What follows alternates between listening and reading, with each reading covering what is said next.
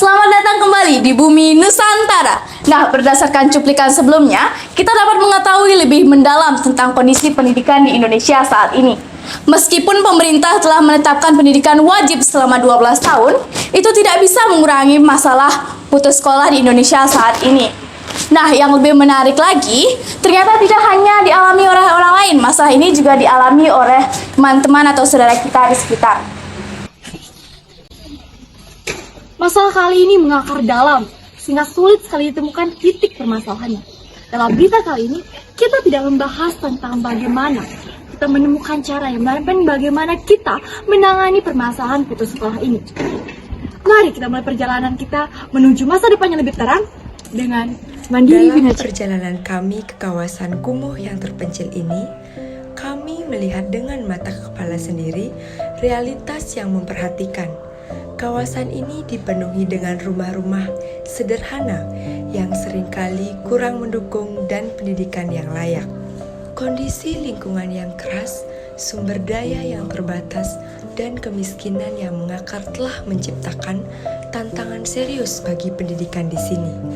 Banyak anak dan remaja di kawasan ini menghadapi putus sekolah sebagai pilihan satu-satunya. Selamat sore kakak-kakak. Selamat sore. Mohon izin bertanya, di sini saya akan mau mewawancarai kakak-kakak di sini. Iya. Mohon izin bertanya, siapa nama kakak dan umurnya berapa kalau boleh tahu? Dari siapa dan saya? Iya. Nama saya Niwayan Riani, umur saya 24 Saya tahun. Nilwasi Cahyani, umur saya 15 tahun. Saya Niwayan Sudiantini, umur saya 16 tahun. Jadi pertanyaan yang kedua, di mana asal dan alamat tempat tinggal kakak-kakak sekalian ini? Saya dari Bunutan. Saya dari Bunganya. Pertanyaan ketiga, bagaimana Anda bisa tertarik lagi melanjutkan pendidikan di MBC? Apa ya? Kenapa bisa tertarik? Kenapa kok bisa melanjutkan di sini? Karena saya pengen meraih cita-cita saya. Sama saya juga ingin meraih cita-cita.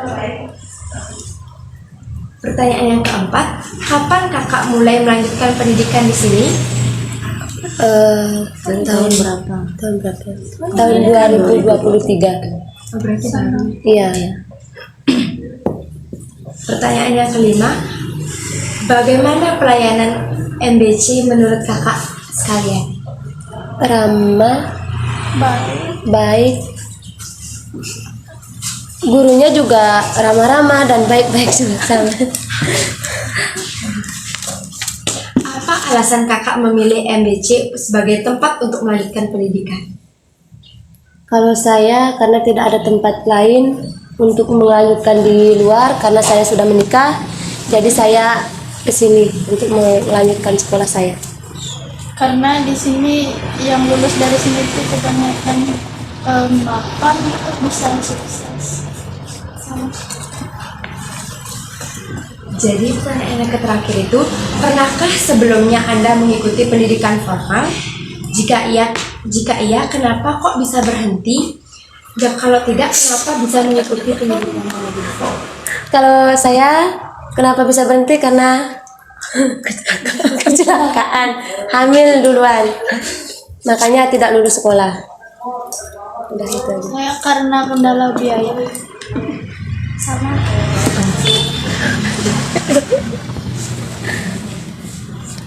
Nah, sekian dulu wawancara dari kakak-kakak. Saya ucapkan terima kasih atas informasinya yang sudah diberikan.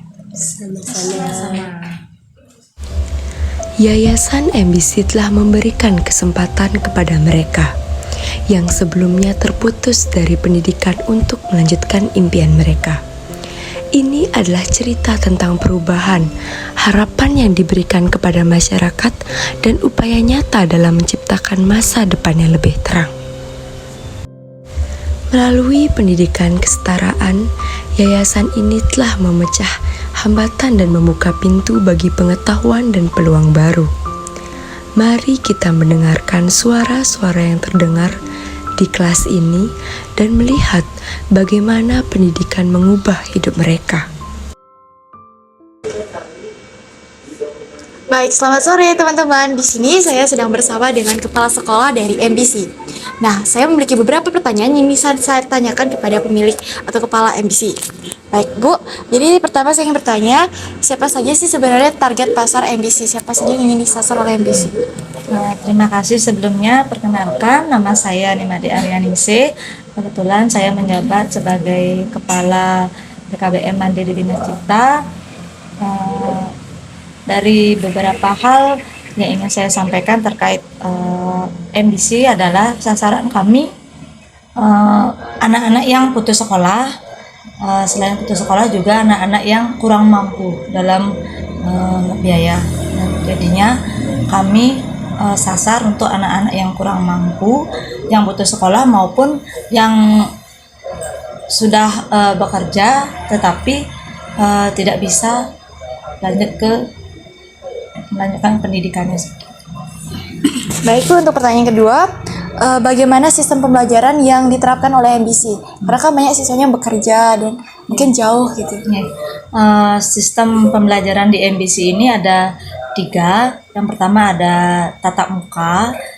Tatap muka untuk yang umurnya masih usia sekolah dan juga dekat dengan PKBM Mandiri Bina Cipta. Terus yang kedua ada daring. Daring itu untuk yang di luar pekerja di luar, maksudnya yang sudah bekerja tapi tidak bisa tatap muka di MBC. Terus yang ketiga ada mandiri. Jadinya mandiri itu kita memberikan modul yang bisa dia kerjakan di rumah, dan juga dalam mandiri itu bisa tutorial juga, bertanya kepada tutor melalui grup WhatsApp itu. Nah, saya penasaran mengapa sih MBC memilih program ini dan mendirikan program gratis ini? MBC memilih pendidikan program gratis ini karena untuk memudahkan mereka yang tidak mampu mengikuti di sekolah formal. Apalagi sekarang karena adanya sistem zonasi, mereka ingin mencari sekolah sesuai keinginannya tapi tidak bisa. Jadinya karena kendala itu mereka jadinya merasa insecure mungkin melanjutkan sekolahnya di sana, jadinya dia memilih bersekolah di sini itu juga karena tidak dapat sekolah tersebut seperti itu. Nah, karena MBC ini sekolah non formal, kapan saja jadwal PKBM yang dilaksanakan oleh MBC? Jadwal yang kami adakan di PKBM Mandiri Bina Cipta itu mengikuti per minggu ya. Per minggunya pertemuannya 2 kali dalam seminggu. Itu pun sesuai dengan mata pelajaran. Mata pelajaran di minggu pertama misalnya ada pelajaran agama, PKN, terus dalam 1 minggu kan ada pelajaran PKN, agama, nanti di hari Rabunya ada sejarah, ada geografi, seperti itu. Nanti di minggu ketiga lanjut lagi ada bahasa Indonesia, ada matematika. Dan yang paling terakhir nih, pertanyaan yang bikin penasaran, ada nggak kisah menginspirasi dari lulusan MBC ini? Ya, kebetulan dari PKBM kami sudah ada beberapa orang yang sekarang sudah ada di luar negeri menjadi tenaga kerja Indonesia di sana. Terima kasih, Bu. Jadi seperti itu teman-teman hasil wawancara kami dengan Kepala Sekolah MBC. Terima kasih. Terima kasih kepada pihak Mandiri Bina Cipta yang sudah berbagi wawasan dan inspirasi mereka. Mereka sudah mengabdikan diri pada masyarakat untuk menuntaskan pendidikan yang ada di masyarakat. Namun sebelum kita masuk ke laporan ini, kembali lagi ke studio untuk mendapatkan ucapan penutup dari Sinta Oktaviani. Terima kasih kepada Tias Adinia Pramesti atas berita yang sangat bagus hari ini. Terima kasih juga kepada pihak yayasan yang telah berbagi cerita inspiratif mereka. Bagaimana pihak yayasan membantu untuk mengatasi masalah pendidikan di komunitas mereka sungguh mengesankan. Semua wawancara ini adalah pengingat bahwa pendidikan adalah kunci bagi perubahan positif. Pendidikan memberikan harapan, membuka pintu bagi peluang baru, dan memungkinkan masyarakat untuk tumbuh bersama. Kami berharap cerita yang Anda lihat dan dengar hari ini menjadi inspirasi dan semangat untuk kalian. Ini adalah bukti nyata bahwa ketika kita bekerja sama untuk mendukung pendidikan, kita mampu menciptakan perubahan positif di sekitar kita. Dan itulah berita kami pada hari ini.